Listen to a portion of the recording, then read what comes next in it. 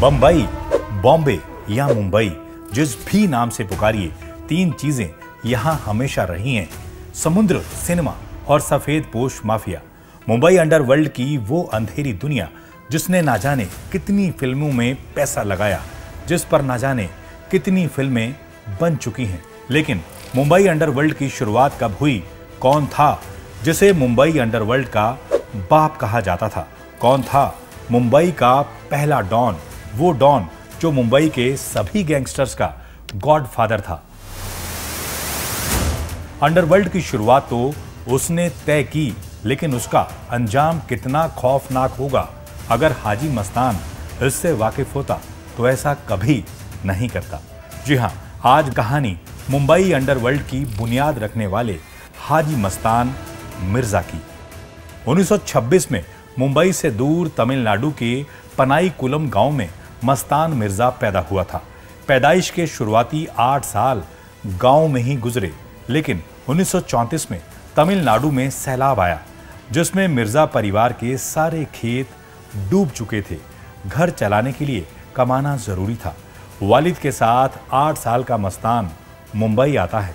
एक सैलाब से बचकर मुंबई पहुंचा यह 8 साल का बच्चा मुंबई के समुद्र में कई सैलाब लाने वाला था, जिसका असर पूरे मुल्क पर पड़ने वाला था। वालिद ने साइकिल रिपेयर और पंक्चर की दुकान डाली तो 8 साल का हाजी उसका पहला स्टाफ बना।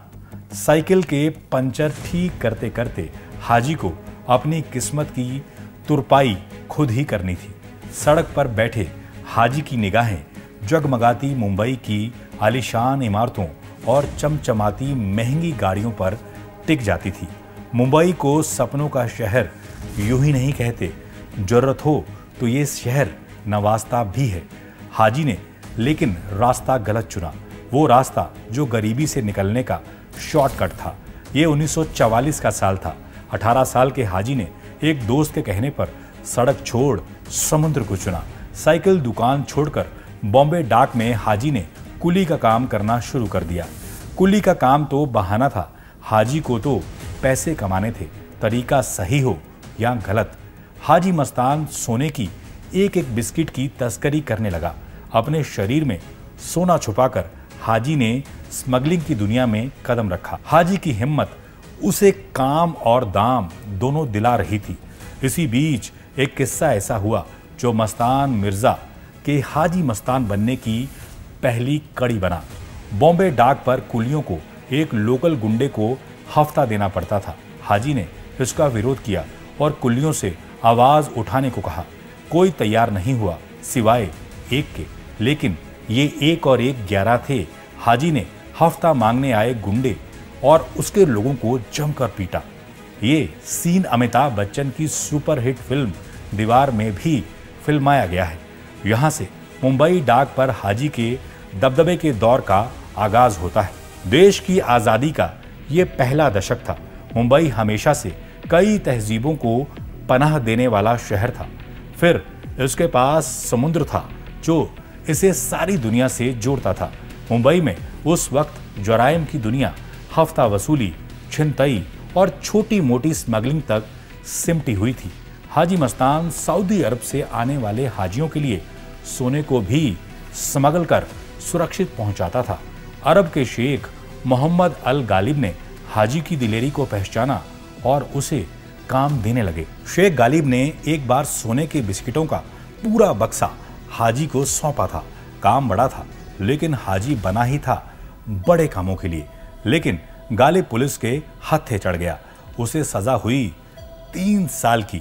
शेख गालिब जब जेल से बाहर आया तो हाजी की ईमानदारी का मुरीद हो गया। हाजी ने उस बक्से को खोला तक नहीं था। शेख गालिब ने इसके बाद हाजी मस्तान को अपना पार्टनर बना लिया। हाजी मस्तान ने मुफलिसी की कालिक पोंछ दी थी और सफेद पोशी ओढ़ दी थी। सर से पांव तक हाजी सफेद कपड़े में रहने लगा था। महंगी गाड़ी, इंपोर्टेड घड़ियां और सिनेमा। मस्तान ने बहुत पहले से ही महसूस कर लिया था कि बंबई जैसे शहर में ताकतवर होने के लिए सिर्फ पैसा ही नहीं जरूरी है, उसे ताकत चाहिए थी। यहीं से हाजी ने अपने पार्टनर तलाशने शुरू किए। तमिलनाडु का एक और कुली मस्तान का पहला साथी बना। नाम था वरदराजन मुदलियार उर्फ वरदा। मस्तान के पास पैसा था तो वरदा के पास लोग जो उसके एक इशारे पर जान भी दे सकते थे और जान ले भी सकते थे। मस्तान मुंबई का पहला डॉन जरूर बना, लेकिन उसने अपने हाथ से एक भी गोली नहीं चलाई। ये काम वरदा का था। हाजी ने इसके बाद मुंबई में पठानों के गैंग के अगुआ करीम लाला से दोस्ती साधी। अब पूरी मुंबई पर हाजी मस्तान, वरदा और करीम लाला का दबदबा था। हाजी या तो अपने दुश्मनों को दोस्त बना लेता या उन्हें खत्म करा देता, लेकिन कभी उसने अपने हाथ खून से गंदे नहीं किए। मुंबई माफिया के इतिहास में पहली सुपारी हाजी मस्तान ने साल 1969 में 10,000 रुपए पर कभी अपने साथ काम कर चुके यूसुफ पटेल के लिए दी थी। ये काम करीम लाला के 2 पश्तून गुर्गों को सौंपा गया। यूसुफ पटेल की बाह में 2 गोलियां लगी, लेकिन वो बच गया। उसका बॉडीगार्ड मारा गया। वो दिन था 22 नवंबर 1969। बाद में पुलिस ने इस मामले में हाजी मस्तान, करीम लाला और 11 अन्य लोगों को गिरफ्तार किया। बॉलीवुड में हाजी का खूब दखल रहा। अंडरवर्ल्ड और बॉलीवुड के कनेक्शन की शुरुआत ही हाजी मस्तान ने की थी। उस दौर में सिनेमा के पर्दे पर मधुबाला की खूबसूरती के दीवानों की तादाद लाखों में थी और यकीनन आज भी कम नहीं होगी।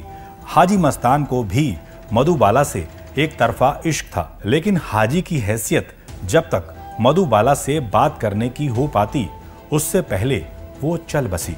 हाजी ने बॉलीवुड की ही एक एक्ट्रेस सोना से शादी की थी। सोना के बारे में कहा जाता था कि वो हुबहू मधुबाला की तरह दिखती थी। यही वजह थी कि हाजी ने सोना से निकाह कर लिया। सोना के करियर को बढ़ाने के लिए हाजी ने कई फिल्मों को प्रोड्यूस भी किया, लेकिन सोना मधुबाला नहीं बन सकी।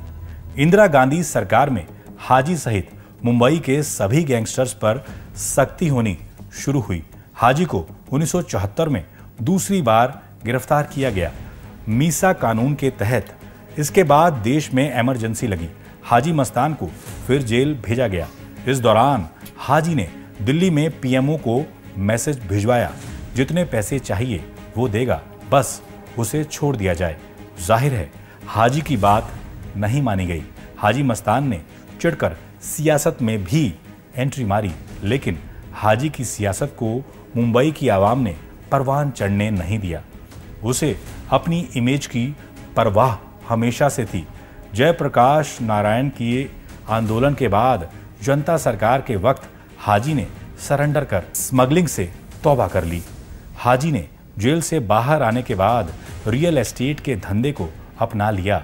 उधर बंबई पुलिस के अफसर यादव राव पवार ने वरदराजन को बंबई से भगाने का बीड़ा उठा लिया था। वरदराजन को आखिरकार मुंबई छोड़कर मद्रास आना पड़ा, जहां कुछ सालों बाद उसकी मौत हो गई। 80 के दशक में हाजी मस्तान अंडरवर्ल्ड की दुनिया में एंग्री यंग मैन से ग्रैंड ओल्ड मैन में तब्दील होने लगा था। मुंबई में डोंगरी से दाऊद इब्राहिम, छोटा राजन जैसे कई गैंग एक्टिव होने लगे थे। 80 के दशक में आलमजेब और अमीरजादा और इब्राहिम परिवार के बीच गैंग वॉर शुरू हुई। हाजी मस्तान ने इन दोनों के बीच सुलह करवाने की कोशिश की। दाऊद इब्राहिम और आलमजेब ने कुरान पर हाथ रखकर कसम खाई कि अब उन दोनों के बीच कोई हिंसा नहीं होगी, लेकिन अगले ही दिन दोनों गैंग्स ने दिन दहाड़े एक दूसरे पर गोली चलानी शुरू कर दी। किसी को हाजी मस्तान को दिए वादे का कोई लिहाज नहीं था। जाहिर है मस्तान का रसूख अब उतार पर था। मस्तान ने हर चीज की स्मगलिंग की, लेकिन हथियारों और ड्रग्स की नहीं। हाजी मस्तान की इमेज रॉबिन हुड वाली थी। वो अपनी सफेद कमीज पर किसी बदनामी का दाग नहीं लगने देना चाहता था। अंडरवर्ल्ड के सरगना का सारा काम अंडरग्राउंड था। बाहर वो एक सफेद पोश अमीर था जो गरीबों की मदद के लिए हमेशा खड़ा रहता था। लेकिन दाऊद जैसे गैंगस्टर अपने मकसद के लिए इमेज नहीं देखते थे, ना ही हाजी की तरह उनके कोई असूल थे। मुंबई में ड्रग्स, हथियार से लेकर अब हर वो चीज स्मगल होने लगी जिसे हाजी ने अपने दबदबे वाले दौर में रोक रखा था। बाद में दाऊद इब्राहिम ने भारत छोड़कर दुबई में अपना ठिकाना बना लिया और 1993 में मुंबई में हुए सीरियल बम धमाकों ने दाऊद को डॉन से आतंकी बना दिया। अगले साल इस अंडरवर्ल्ड की रक्त बीज को जन्म देने वाला हाजी मस्तान खामोशी से दुनिया को अलविदा कह गया। 25 जून 1994 को हाजी मस्तान की मौत दिल की धड़कन रुकने से हो गई, लेकिन तब तक वो मुंबई जिसे हाजी ने जान से बढ़कर चाहा था तबाह हो चुकी थी। मुंबई से शुरू हुए अंडरवर्ल्ड के इस नाग ने देश को कई मौकों पर डसा। हाजी के हिस्से भले ही बदनामियां कम आई हों, लेकिन मुंबई अंडरवर्ल्ड के इस गॉड फादर को मुंबई शायद कभी माफ ना कर पाए। तो ये तो थी हाजी मस्तान की कहानी। ये हमने आपके कहने पर ही हाजी मस्तान की कहानी आज आपको सुनाई है। और कौन से माफिया की कहानी आप माफिया सीरीज में सुनना चाहते हैं, हमें कमेंट्स में ज़रूर लिखिएगा। ये एपिसोड आपको कैसा लगा और अगला एपिसोड आप कौन से माफिया पर देखना चाहते हैं, कमेंट्स करके ज़रूर बताएं। और इस वीडियो को लाइक और शेयर करना ना भूलें। बहुत बहुत शुक्रिया।